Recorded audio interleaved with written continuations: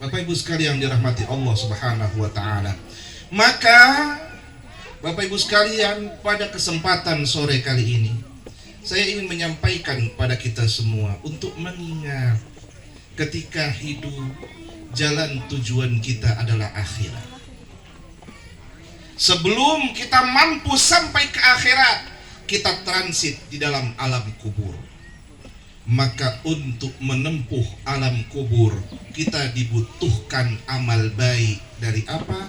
Jariyah yang ada. Tahu jariyah? Tahu jariyah? Siapa penama? Ada Bu Jariyah di sini. Ini mami kita kenal betul ini, karena kita minta maaf. Kita ini pasien beliau. Kita di sini.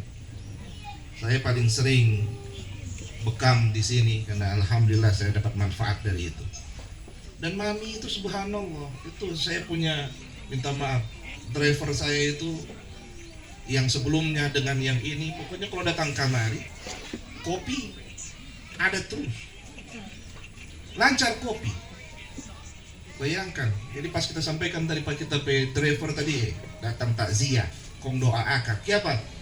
Kopi sebanyak minum dari almarhum. Jadi berdoa. Amal jariyah yang perlu kita lakukan, kita hadirkan, kita perbanyak, karena itulah bekal kita setelah kita wafat. Kalau amal pribadi Bapak Ibu sekalian, Allah sering sebutkan bahwa celaka seseorang yang mengingat amal baiknya, sementara amal baik belum tentu diterima Allah Subhanahu wa taala. Betapa banyak orang yang melupakan dosanya, padahal dosa tersebut senantiasa tersimpan di dalam Allah. Di dalam apa? Di dalam perbendaharaan Allah Subhanahu wa taala. Tapi ketika kita wafat, kita masih butuh dengan apa? Amal baik dari anak-anak kita. Maka bagi anak-anak almarhumah, bagi seluruh anak-anak di sini, biar orang seumur 70 tahun, 80 tahun, tetap DP nama anak. Biar sepunya anak puluhan, kesebelasan, cucu sebanyak, tetap orang anak. Bagaimana kemudian kita beramal baik dengan orang tua kita sehingga itu menjadi amal baik bagi orang tua? Nabi mengajarkan yang pertama apa? As-salatu alaihima. Banyak orang minta maaf sekali. Ketika ada keluarga yang meninggal, orang tua yang meninggal, DP anak sotako, ketika diminta ngana jadi imam sembayang mayat, sembayang jenazah untuk orang tuamu, kong dia bilang apa? Pak Imam Jo. Ada yang di sini? Ada? Ada. Ketika ditanya jadi imam, kong dia bilang apa? Pak Imam Jo. Kenapa? Karena lemahnya pengetahuan kita tentang salat jenazah. Maka kejadian ketika ada seorang anak terlalu pede, dia sembayangkan bapaknya, kong dia pakai rukuk dan sujud. DP laste jamaah batanya, kiapa sembahyang jenazah beng rukuk dengan sujud? Dia bilang, kita pe papa banyak dosa. Padahal yang salah DP anak. Karena dia tahu sholat jenazah. Maka belajarlah sholat jenazah. Bagi yang masih ada orang tua, belajarlah sholat jenazah. Yang tidak lama kuat. Cuma 4 takbir. Yang dia tahu DP doa, baca, belajar. Karena kenapa? Karena pasti kita semua akan wafat, akan disolati. Yang tidak ada satupun yang di sini kemudian ketika dia wafat mandi sendiri, ada? Adanya enggak? Ada yang kalau mau meninggal mandi sendiri, ada yang mau? Ya enggak ada. Ada yang di sini kalau wafat pergi sendiri ke kuburan, kubur sendiri, ada? Ada yang ketika dia wafat kemudian sholat sendiri? Ya enggak ada. Kita butuh dengan orang banyak, termasuk dengan anaknya, maka sholatkanlah orang tua. Maka sebagai seorang anak ketika dia jauh, saya dengan bapak saya, minta maaf, Orang tua saya di Lampung. Usia bapak saya sekarang 82. Ibu saya 72. Yang mbak tunggu di rumah sudah tidak ada. Makanya kadang-kala saya sering, tiap hari itu pasti wajib saya video call. Pasti wajib saya video call. Kenapa? Karena itulah cara saya untuk menyenangkan orang tua yang masih hidup. Kemudian apa Bapak Ibu sekalian? Ketika kita sholatkan orang tua kita, kita menjadi imam terhadap orang tua kita, maka disitulah jadi amal baik yang menyenangkan orang tua kita.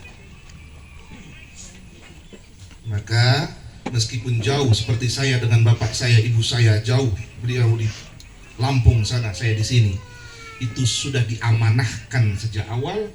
Kalau wafat jangan buru-buru pulang, tapi sholatkan.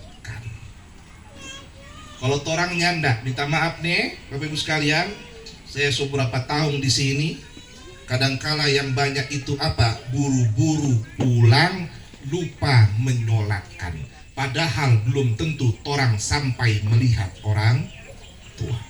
Padahal ketika dia menyolatkan orang tuanya, sesungguhnya dia tengah bertemu dengan orang tuanya dalam alam sir, pertemuannya melalui koneksi Allah Subhanahu wa Ta'ala. Nah begitu Bapak Ibu sekalian. Bagi di sini yang jauh-jauh, pokoknya kalau angkatan laut jauh-jauh, ya, Surabaya jauh-jauh. Jadi yang didahulukan apa? Sholatkan dulu, baru pikir tiket. Jangan pikir tiket dulu, akhirnya nyanda menyolatkan. Maka disitulah cara berbakti kepada orang tua yang sudah wafat. Pertama kali adalah menyolatkan. Pertanyaan saya, anak-anak, cucu, mantu, apalagi paman, kakak, adik, apa sudah menyolatkan semua? Kalau belum, sholatkan. Kalau belum tahu sholat yang kedua, DP nama sholat gaib, karena sudah tidak bertemu dengan almarhum atau almarhumah. Itu yang pertama. Yang kedua, cara berbakti kepada orang tua yang sudah wafat adalah wal istighfaru lahuma. Biasakan istighfar, minta ampun untuk kedua orang tua. 5 waktu. Rabbighfirli wa liwalidayya warhamhuma kama rabbayani saghira. Rabbighfirli wa liwalidayya warhamhuma kama rabbayani saghira. Ya Allah, ampunilah dosaku ya Allah dan dosa kedua orang tuaku.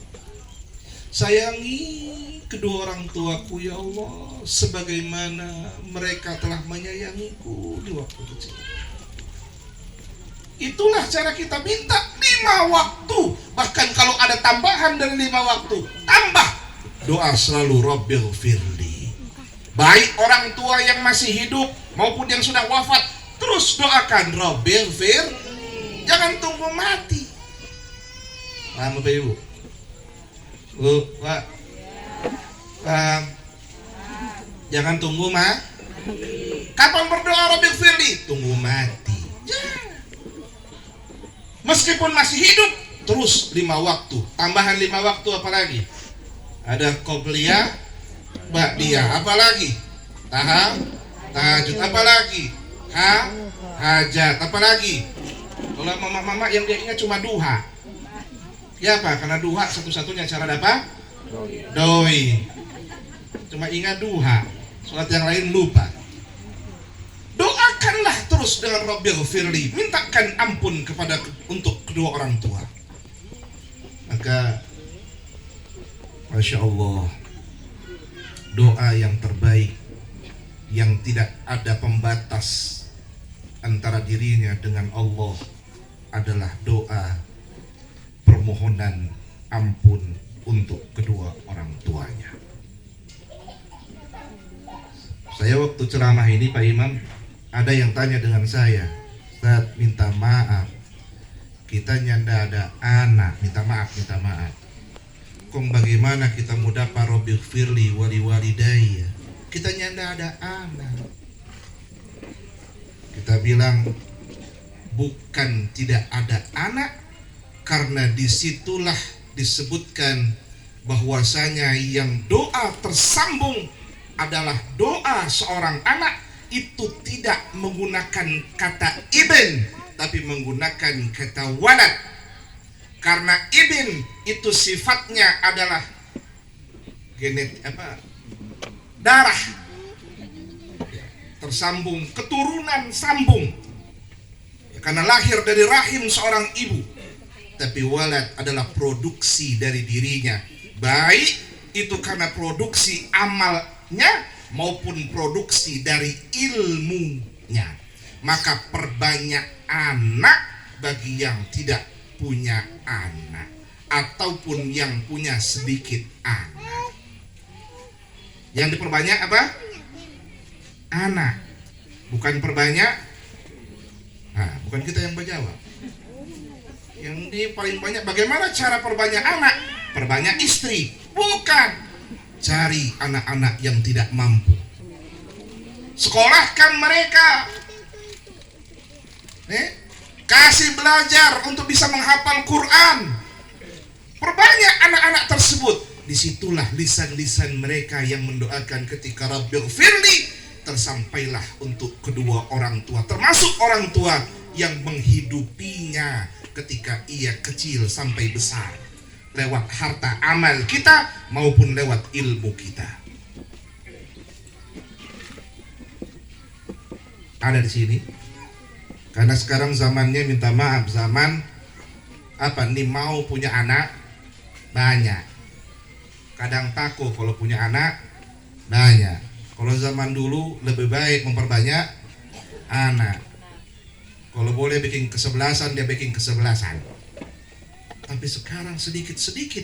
Maka untuk itu ketika memperbanyak Rabbil Firli, perbanyaklah anak. Wal istighfaru lahuma, cara untuk menjadi ATM bagi orang tua yang wafat. Yang ketiga, wa infa